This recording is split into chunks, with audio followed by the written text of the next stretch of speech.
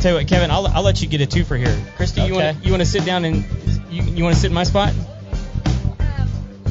Because y'all can, I mean, the two of you could probably be more interesting than any question I can ask. Come on. All right, Kevin will treat you right. Yeah. Yeah, just don't hit any buttons. Yeah, just don't touch anything. Don't touch anything. That's right. All right. Come on in. Man, it's been a while since I've seen y'all. It's been a minute. Yeah. I mean, I've seen you on Facebook. Right. Because you've been selling houses. All right, so yeah, you go ahead and get up on the microphone, kind of like I am. Don't be afraid. Yeah, don't afraid to move it if you need to. So, man, things are. Just told me not to touch anything. Yeah, you can touch that. Yeah, there you go. Just don't touch any buttons. Okay. There you go. Don't push any of his Man, buttons. what a weird time to be trying to buy a home. Now, selling a home, on the other hand, has there ever been a better time in your lifetime that you've been doing realty that there's been a better time to sell a home? I don't think so. This is it. Man. Now is the time. I mean, people are nuts out there. They're crazy. They will knock you down. Yeah, so, I mean,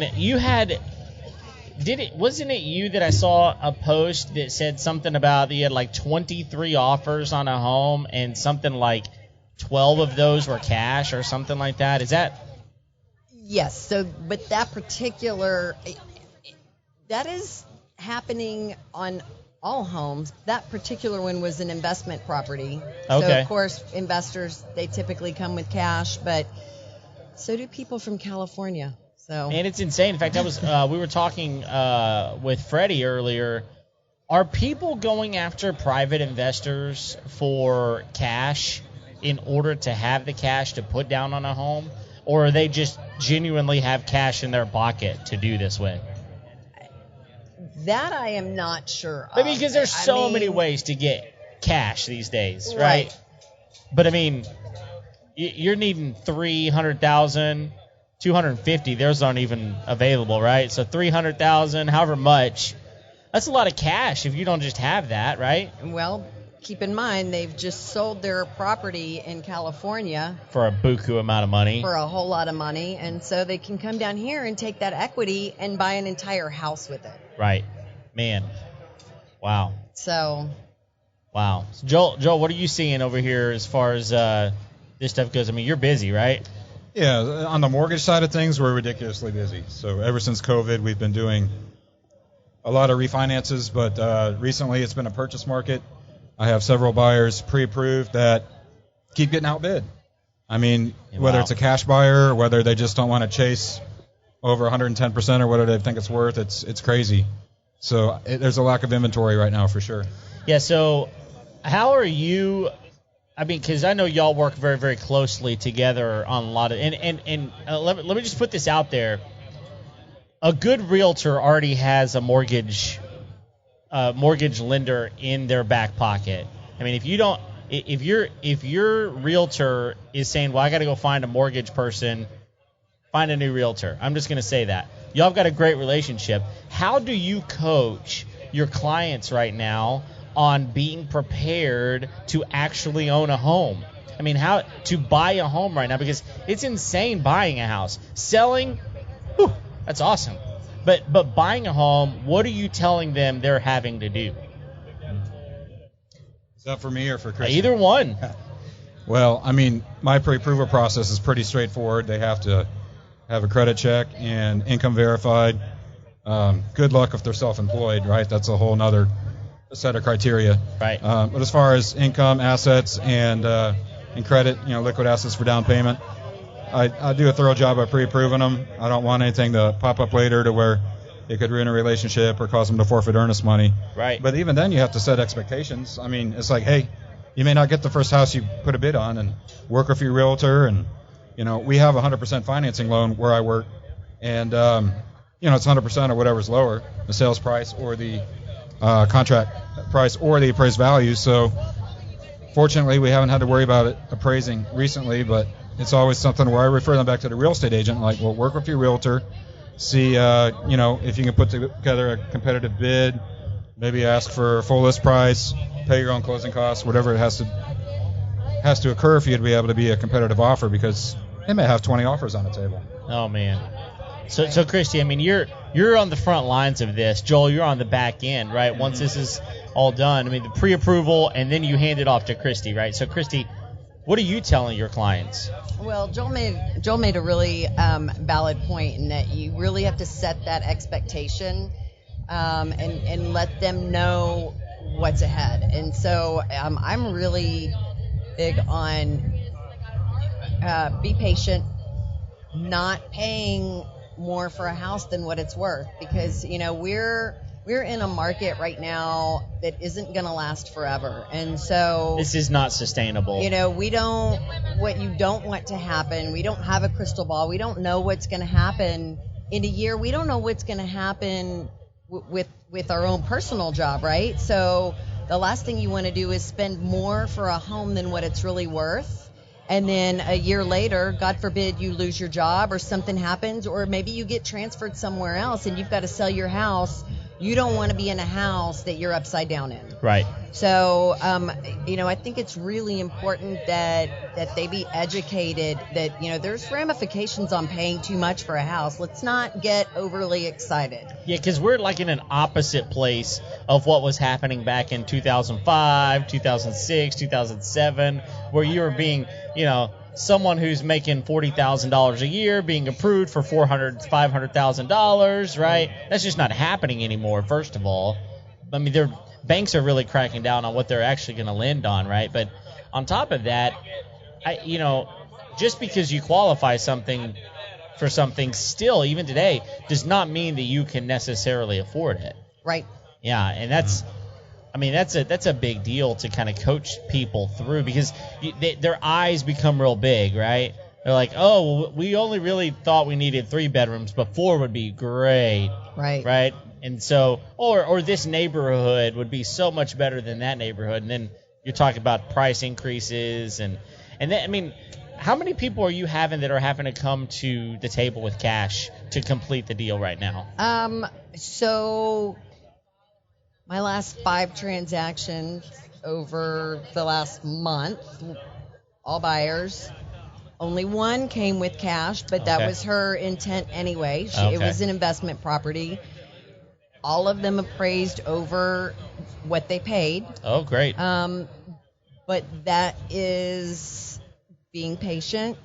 And, it is having a good agent, because there's different techniques to be able to get in, there is something to be said about it's all who you know. So, it's a relationship business. You don't have to pay more than the home is worth. The agent on the other side wants that house to appraise. Sure.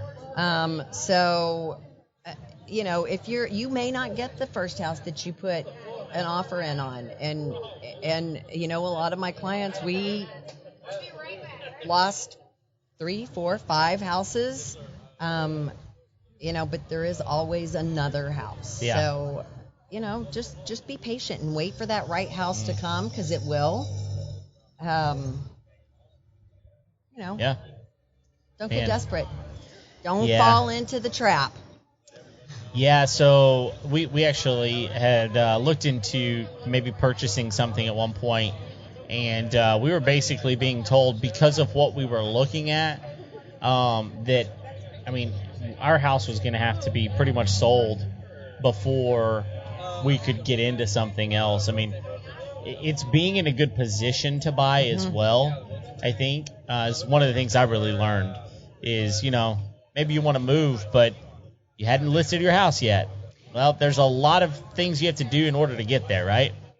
You're absolutely right. And, so people who have approached me on selling their house, you want to be completely transparent and let them know, you need to know, first of all, your house will probably sell pretty quickly, but where are you going to go? We don't want to be in a position where we're having to just take something that wasn't really what we wanted. Yeah. But guess what? I've got to be out of my house. I've got to move. Right. So, is renting an option?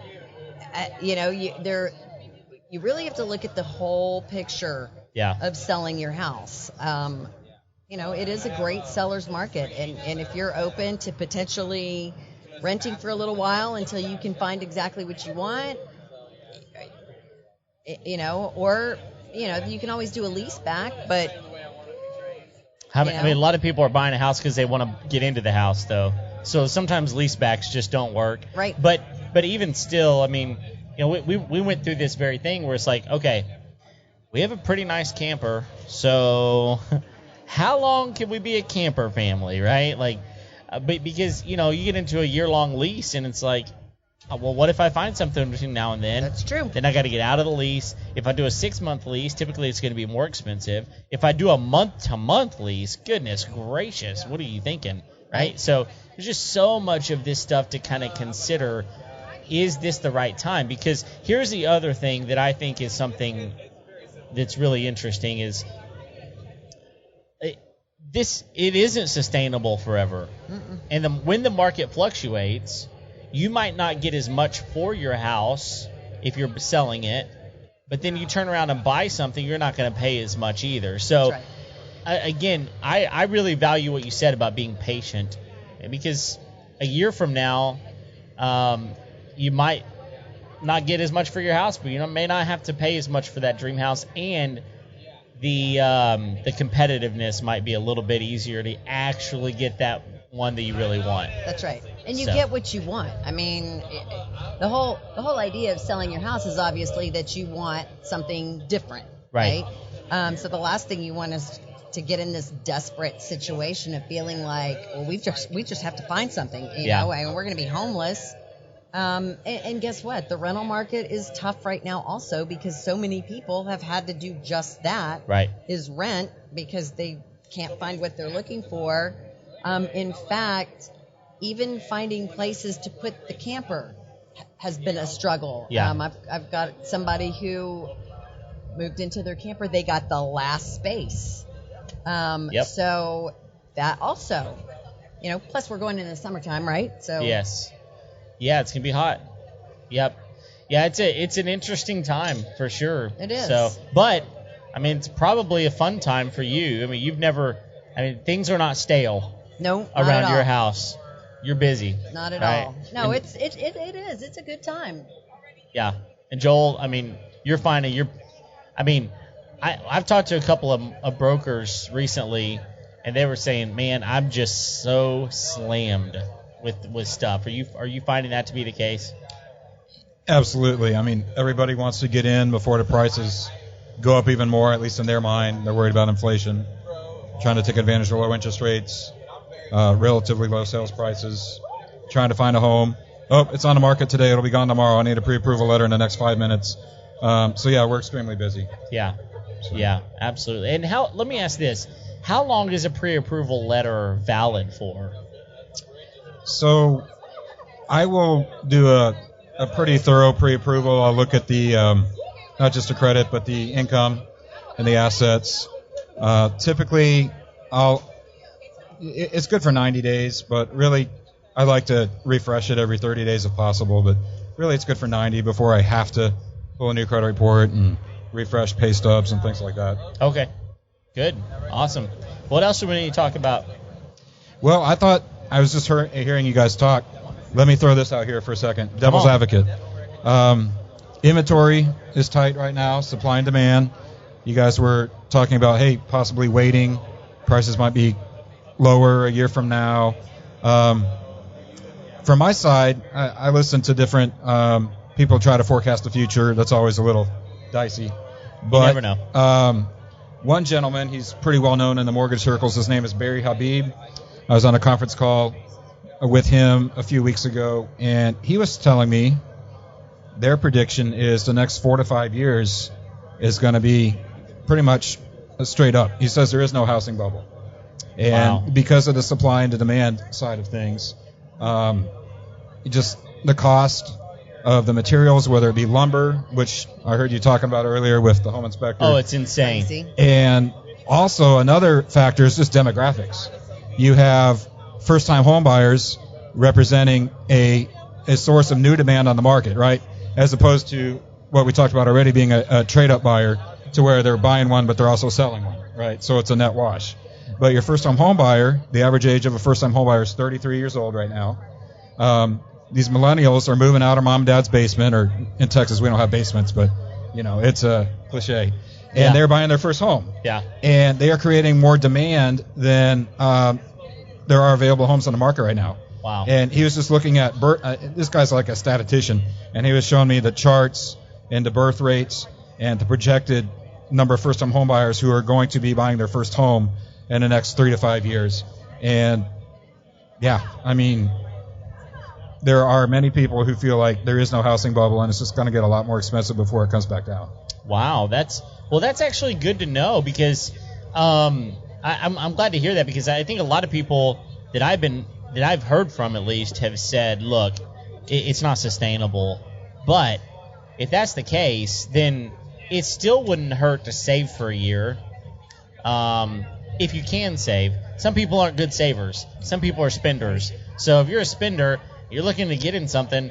I mean, at the end of the day, call your realtor, call Christi over here, call Joel, figure out what you got to do to get into what you really want, and start the process. Because you said, no matter what, even if you say, you know what, I'm ready to go, I've made up my mind, I'm ready to go, it may just be that you have to put an offer in on 2 or 3 or 4 or 5 different homes before something actually pops, right? So being patient may be that even though I'm ready, I've made the choice, it could be 4, 5, 6 months down the road before you find something. So maybe you're right.